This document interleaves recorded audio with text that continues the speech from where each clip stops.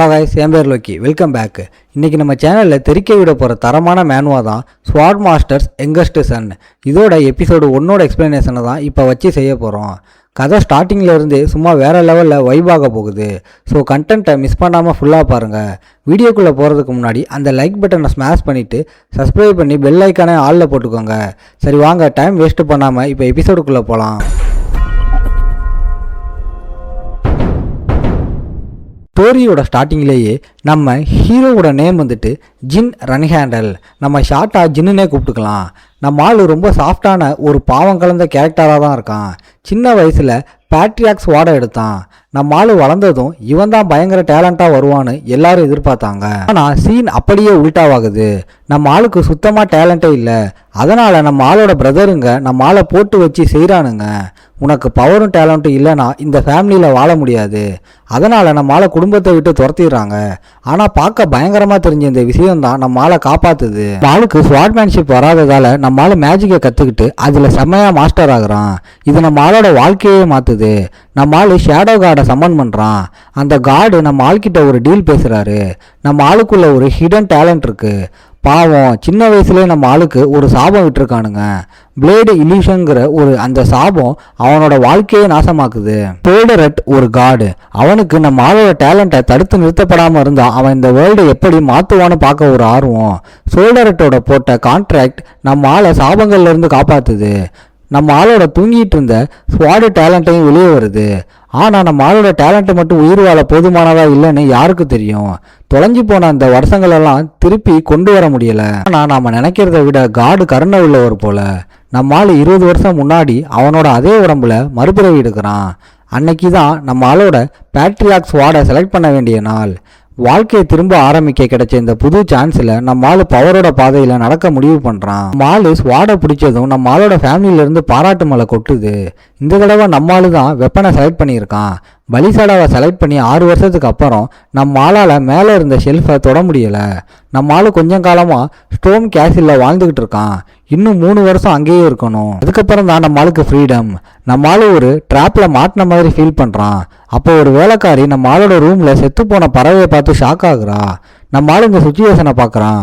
நம்ம ஆளுக்கு நல்லாவே தெரியும் இப்படி ஒரு கொடூரமான வேலையை 2 பேர் தான் செய்வாங்க. அது நம்ம ஆளோட சிரிச்சுக்கிட்டே இருக்கிற 2 பிரதருங்க தான். அந்த பாவம் பிடிச்ச பேர்டை பற்றி அவனுங்களுக்கு கவலையே இல்லை. ஹைட்டோனாவுக்கு 9 வயசு. ஒயிட் ஹேர் வச்சிருக்கிற ஹைட்டானாவுக்கு 9 வயசு. அவனுங்க அந்த பேர்டை பார்த்து சிரிக்கும்போது நம்ம ஆளுக்கு ரொம்ப சோகமாக இருக்குது. இந்த 2 பேரும் தான் நம்ம ஆளோட ஃபஸ்ட்டு லைஃப்பில் கொலைக்காரனுங்களாக ஆனாங்க. இப்போதைக்கு அவனுங்க குழந்தைங்க. அப்படி இருந்தும் அவங்க நம்ம ஆளை கிண்டல் பண்ணுறதுக்காக ஒரு சின்ன பேர்டை கொண்டு இருக்கானுங்க. அந்த 2 பிரதருங்களுக்கும் லிமிட்டே கிடையாது. அவனுங்க நம்ம ஆளை கோவப்படுத்த ட்ரை பண்ணுறானுங்க. நம்ம ஆள் பலிசாடாவை தூக்கிட்டு வராத வச்சு கிண்டல் அடிக்கிறானுங்க. நம்ம ஆள் பேச வாய் எடுக்கும்போது ஹைட்டோனா நம்ம ஆள் அடிக்க வரான். நம்ம ஆள் அந்த பஞ்சை தடுத்ததும் ஹைட்டோனாவுக்கே ஷாக் ஆயிடுது. நம்ம ஆள் செம்ம சீரியஸாக அவன் மூஞ்சிலே ஒரு பஞ்சு விடுறான். ஹைட்டோனாவுக்கு சமத்தியான அடி கொடுக்குறான். நம்ம ஆள் கொஞ்சமாக பவரை யூஸ் பண்ணியே பிரதரை நல்லா துவச்சி எடுத்துட்டான். என்கிட்ட வச்சுக்காதீங்கன்னு வார்னிங் தரான். அங்கே வர கான் நம்ம ஆள் 2 பேரையும் அடித்ததை பார்த்து ஷாக்காக நம்ம ஆள் அவனுங்க தங்களுக்குள்ளே சண்டை போட்டுக்கிட்டாங்கன்னு அசால்ட்டாக ஒரு பொய்யை போடுறான். ஆனால் அது உண்மை இல்லை. கான் அவங்கள டாக்டர்கிட்ட கூட்டிகிட்டு போக பார்க்க நம்ம ஆள் அந்த ஐடியாவை ரிஜெக்ட் பண்ணிடுறான்.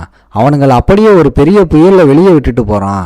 பார்க்க கொடூரமாக இருந்தாலும் பிரதருங்க செஞ்ச தப்புக்கு இந்த தரமான செய்கை தேவைன்னு நம்மளால நினச்சான். அவனுக்கு யங் மாஸ்டரோட ஆர்டரை கேள்வி கேட்க எந்த ரைட்ஸும் இல்லை. ஆனால் நம்ம ஆள்கிட்ட இருந்து ஒரு ஸ்ட்ரேஞ்சான டார்க் எனர்ஜி வரதை கான் நோட் பண்ணுறான். நம்ம ஆள் மானா யூஸ் பண்ணிட்டானோன்னு டவுட் வர பிரதருங்க அடி வாங்கினதுக்கு பின்னாடி நம்மால் தான் இருக்கான்னு தெரிஞ்சுக்கிட்டு கான் இது அப்படியே சீஃப் கிட்ட ரிப்போர்ட் பண்ண பிளான் பண்ணுறான். டாம் கேசிலுக்கு வந்த நம்ம ஆள் கான் மூவ் பண்ணுறதை பார்க்குறான். கார்டியனான கான் எல்லாத்தையும் சீஃப் கிட்ட போட்டு கொடுப்பான்னு நம்ம ஆளுக்கு நல்லாவே தெரியும். கான் அந்த ஷேடோ ஃபோர்ஸை கன்ஃபார்மாக நோட் பண்ணியிருப்பான்னு நம்ம ஆள் கெஸ் பண்ணுறான்.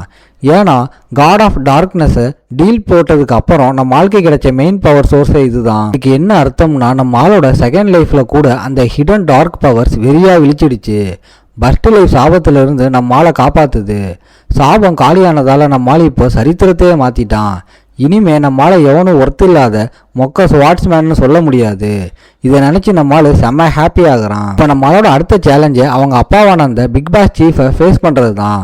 கானோட ரிப்போர்ட்டை கேட்டு சீஃப் எல்லா ஃப்ளாக் பியர்ஸையும் கூட்ட சொல்கிறாரு. 200 கெத்தான நைட்ஸோட சீஃப் ஸ்டோம் கேசிலுக்கு வராரு. இதை பார்த்துட்டு மேரிக்கு ஒரே கன்ஃபியூஷன். சடன்லி எல்லாரையும் வர சொன்னதால ஃபிளாக்பெரியர் டியூஸுக்கும் ஏன்னு தெரியல. ஆனா இதுக்கு பின்னாடி நம்மால் தான் இருக்கான்னு அவன் கெஸ் பண்றான்.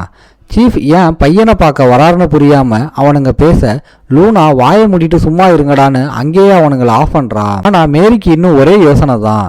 நம்ம ஆளோட ஸ்பெஷாலிட்டி ஏன் இவ்வளவு முக்கியம்னு அவளுக்கு புரியல. அங்க லாட்ஜில் ஒரு மெய்டு வந்து உங்க அப்பா வந்துட்டாருன்னு சொன்னதும் நம்மால் யோசிக்கிறான். தான் யூஸ் பண்ண பவர் மானாவும் இல்லை ஆறாவும் இல்லைன்றதால அதை இன்வெஸ்டிகேட் பண்ணதான் அப்பா வந்திருக்காருன்னு கெஸ் பண்றான். மாலோட இந்த ஸ்ட்ரேஞ்சான பவர் ஃபேமிலிக்கு செட் ஆகுமான்னு பார்க்கறதுக்கு தான் இந்த தரமான மீட்டிங். சீஃப் அவரோட மாசான ஸ்வாடை தூக்கிட்டு கெத்தா என்ட்ரி கொடுத்துட்டு அந்த ஹைட்டானவையும் டாட்டானவையும் கூட்டிட்டு வர சொல்றாரு. அவனுங்க வந்ததும் என்னடா தப்பு செஞ்சீங்கன்னு சீஃப் கேட்குறாரு. இந்த பிரதருங்க 2 பேரும் ஓவர் சீன் போட்டு நாங்க எதுவும் பண்ணலப்பா, ஜின் தான் ஏதோ ஸ்ட்ரேஞ்சான மேஜிக் பவரை வச்சு எங்களை அடிச்சான்னு நம்மால மாட்டி விட அசிங்கமா பிளான் பண்ணி போய் சொல்றானுங்க. ஆனா இந்த மொக்க ட்ரிக்கு சீஃப் கிட்ட பலிக்கல. அவர் 2 பேருக்கும் தரமான அட்வைஸ் கொடுத்து இந்த மாதிரி வீக்கான மைண்ட் செட்டோட இருந்தா ஃபேமிலியில ரொம்ப நாள் நீடிக்க முடியாதுன்னு சொல்லி அவனுங்களை கோழைங்கன்னு அசிங்கப்படுத்திட்டு நம்மால கூப்பிட சொல்றாரு. நம்மால் அவனோட அப்பா டெமிகாட் லெவல் மாஸ் பிளேயருமான கீரன் ரன்ஹேண்டலை ஃபேஸ் பண்ணுறான். அவ்வளோ பவர் கிடைச்சதால நம்ம ஆளுக்கு இப்போ ஃபேமிலி சென்டிமெண்டெல்லாம் கிடையாது. ஃபேமிலியோட ஸ்ட்ரென்த்தும் ஃபியூச்சரும் மட்டும்தான் முக்கியம். பாஸ்ட் லைஃப்பில் நம்மளால் எவனும் மதிக்கலை, அப்பா கிட்ட காட்டவும் எதுவும் இல்லை. ஆனால் இந்த செகண்ட் லைஃப்பில் நம்மளால் பயங்கர கான்ஃபிடென்ட்டோட கெத்தாக நடந்து வரான். இனிமேல் எவனும் தன்னை அண்டர் எஸ்டிமேட் பண்ண முடியாதுன்னு நம்ம ஆளுக்கு நல்லாவே தெரியும். அங்கே இருக்கிற பிளாக் ஃபியர்ஸ் எல்லாரும் பார்க்க நம்ம ஆளு உள்ளே வந்து அப்பாவுக்கு முன்னாடி கெத்தாக முட்டி போடுறான். ஏன்டா அப்பான்னு கூப்பிடாம சீஃப்னு கேட்க மரியாதை கொடுக்கதான்னு நம்மால் மாசா சொல்கிறான். அப்புறம் அந்த டிவைன் நைட்டும் நம்ம ஆள்கிட்ட அதே கேள்வியை கேட்குறாரு. நம்மால் கோவமாக கையை மூடிட்டு அவனுங்க செஞ்ச தப்பே பழி வாங்கினது தான். நம்ம ஃபேமிலியில் ஆப்படி சொந்த பந்தமாக இருந்தாலும் எவனையும் சும்மா விடக்கூடாதுன்னு மாசா பேசுகிறான். இதை கேட்டதும் சீஃப் அங்கே இருக்கிற நைட்ஸ் எல்லாரையும் ரூமை விட்டு வெளியே போக சொல்கிறாரு. மால் இந்த டெஸ்ட்டில் பாஸ் ஆனதை பார்த்து எல்லாருக்கும் ஒரே ஷாக்கு.